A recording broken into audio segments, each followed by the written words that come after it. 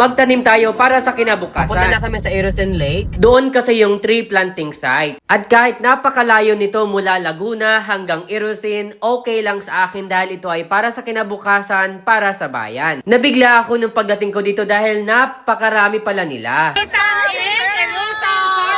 po! Akala ko nga complete attendance na. Abay, may dumating pang 2 truck. Siyempre, bago ang lahat, kailangan ng picture-picture. Sakto, kailangan ng tubig ulan. Grabe ang ulan ng tree planting namin. Nakakatuwa at nakaka-proud to mga batang to kasi hindi man lang nagre-reklamo sa malakas na ulan. Mamantiner po. Mahalaga ang sinabi ng kapitan. Ang sabi niya, kailangan masiguradong mabubuhay ang mga tinanim at hindi lamang matigil sa pagtatanim. Licensed forester. Dito ay inintroduce na ako ng isang guro na nag-invite sa akin. Isang licensed researcher.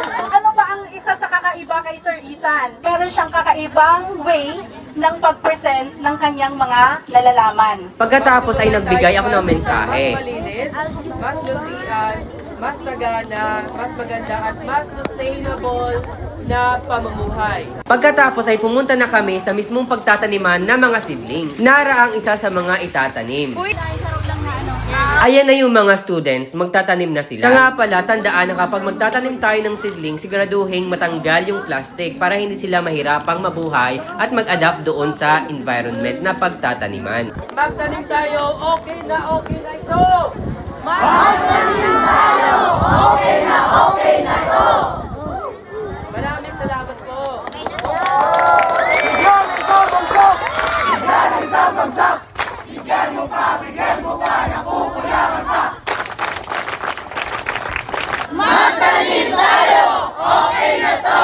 Boy Scouts of the Philippines!